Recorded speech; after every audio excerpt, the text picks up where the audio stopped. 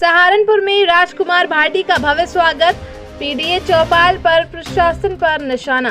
Samajwadi party के राष्ट्रीय प्रवक्ता राजकुमार भाटी का सहारनपुर आगमन पर जीपीओ रोड स्थित सभागार में भव्य स्वागत किया गया। स्वागत समारोह में विधानसभा प्रभारी सहारनपुर नगर एवं पार्षद अभिषेक टिंकू अरोड़ा, प्रदेश सचिव धर्मवीर खटाना, फैसल सलवानी सहित अन्य साथी उपस्थित रहे। इस अवसर पर प्रेस से बात करते हुए राष्ट्रीय प्रवक्ता राजकुमारी भाटी ने कहा कि पीडीए चौपाल कार्यक्रमों को प्रशासन और पुलिस द्वारा अनुमानित न देना लोकतंत्र की हत्या के समान है। उन्होंने कहा कि विपक्ष को जनता के बीच जाकर अपनी बात रखने से रोका जा रहा है। भाटी ने बताया कि समाजवादी पार्टी के राष्ट्रीय अध्यक्ष अखिलेश यादव पूरे उत्तर प्रदेश में पीडीए के माध्यम से जनता को जागरूक कर रहे हैं, जिससे मौजूदा सरकार भयभीत है। भाटी ने जोर देते हुए कहा कि सरकार की तानाशाही के आगे समाजवादी पार्टी कभी नहीं झुकेगी और पीडीए चौपाल कार्यक्रम लगातार जारी रहेंगे।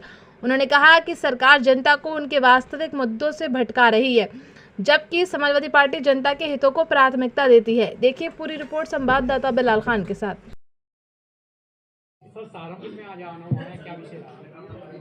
विषय हमारा है पीडीए चौपाल। पीडीए समाज को, जो कि कुल आबादी का 90% है, उसे जागरूक और संगठित करने के लिए हमारे कार्यक्रम चल रहे हैं। जो श्री अखिलेश यादव जी ने पीडीए का नारा दिया है, ये उन तमाम लोगों के लिए है जिनके साथ अन्याय और भेदभाव सरकार कर रही है।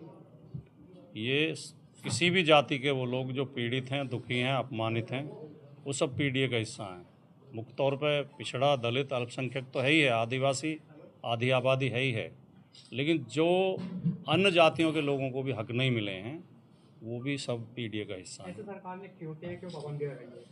जी, सरकार ने पाबंदी क्यों लगाई है, क्यों आदेश जारी किए हैं? सरकार डरी हुई है। सरकार हमारे कार्यक्रमों से, हमारे आंदोलन से गरीब आदमी जाग रहे हैं, इससे सरकार डर गई है। और इतिहास गवाह है कि जो तानाशाह शासक होते हैं वो जनता से बहुत डरते हैं, वो जनता के बोलने से डरते हैं। कोई तानाशाह जनता के बोलना पसंद नहीं करता। जिसके अंदर लोकतांत्रिक भावना होती है, वो जनता को बोलने की ज़्यादा से ज़्यादा आज़ादी देता है। कार्यक्रम की परमिशनें रद्द की जा रही हैं, उसका मुख्य कारण क्या है? मुख्य कारण शासन के इशारे पर यह किया जा रहा है। सरकार, मैंने जैसा कहा कि सरकार डरी हुई है इन कार्यक्रमों से। तो सरकार चाहती नहीं कि गरीब, कमज़ोर, किसान, मजदूर, दलित, पिछड़े जागें और वो शासन में हिस्सेदारी मांगें। वो चाहती नहीं इनकी मीटिंगें हों, ये अपने विषयों पर चर्चा करें, अपनी समस्याओं पर चर्चा करें। ये सरकार की बदनीयती है और सरकार की तानाशाही है। इसी वजह से रोक लगाई जा रही है, वरना पुलिस को क्या दिक्कत है? पुलिस क्यों नहीं होने देगी? पुलिस और प्रशासन को तो कोई दिक्कत ही नहीं है। हम कोई आंदोलन थोड़ी कर रहे हैं, हम तो शांतिपूर्वक चार दीवारी के अंदर बैठ के अपनी चर्चा करते हैं। ये ऊपर के इशारे पर, लखनऊ के इशारे पर ये पंचायतें रोकी जा रही हैं। तो फिर आपने क्या निर्णय लिया है? क्या पंचायत आप रोक दोगे? अपनी जो योजनाएं हैं हमने निर्णय ये लिया है, हमारी पंचायतें लगातार जारी रहेंगी, हम रोकेंगे नहीं। और आखिर में हम एक बड़ी रैली करेंगे जिसमें लाखों लोग उपस्थित होंगे और जिसे अखिलेश यादव जी संबोधित करेंगे।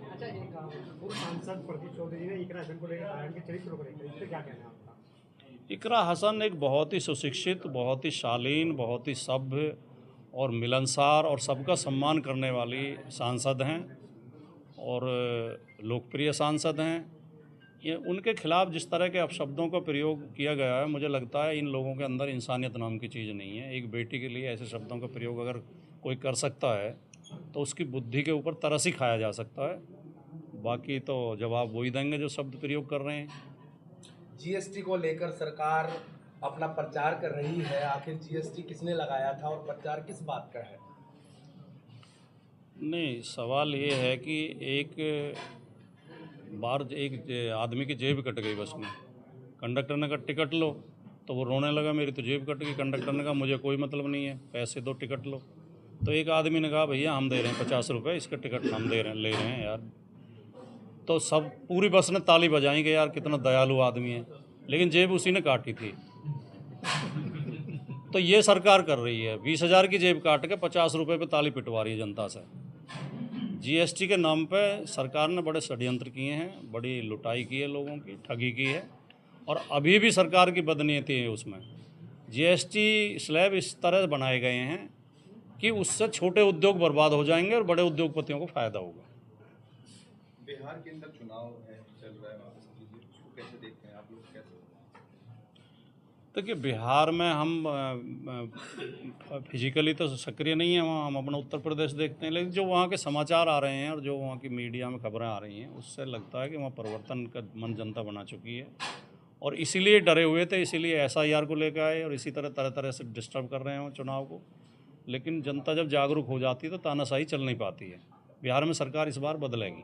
भ्रष्टाचार को लेकर आप क्या कहेंगे, क्योंकि अभी हाल ही में हरियाणा के अंदर एक ऐसे इतने बड़े अधिकारी ने सुसाइड किया, उसके बाद एक SI ने सुसाइड किया, इसके बारे में आप क्या कहेंगे कि भ्रष्टाचार जो है देश में प्रदेशों में चरम पर है? जहाँ जहाँ बीजेपी की सरकार है, केवल हरियाणा मत समझो आप, आपने हरियाणा के IPS का तो ध्यान कर लिया, उत्तर प्रदेश का एक IAS फरार है, उस पर भी तो सोचो, सस्पेंड है और फरार है और उसकी जांच का ही पता नहीं चल रहा है। और जो मुख्यमंत्री को बिल्कुल चाहिए था जिसके ऊपर हजारों करोड़ के घोटाले के आरोप हैं और कितने ही पुलिस अधिकारी, पुलिस के आदमी के खिलाफ मुकदमा लिख रहा है। हमारे ज़िले में 2 IPS के खिलाफ मुकदमे लिखे गए गौतम बुद्ध नगर में, और एक बरेली में इंस्पेक्टर की रिश्वत की खबर मिली तो पुलिस ने छापा मारा तो इंस्पेक्टर थाने की दीवार कूद के फरार हो गया। उत्तर प्रदेश के हालात ख़राब हैं और पूरे देश में जहाँ जहाँ बीजेपी की सरकारें हैं वहाँ रिश्वतखोरी बढ़ी है, भ्रष्टाचार बढ़ा है, शोषण बढ़ा है।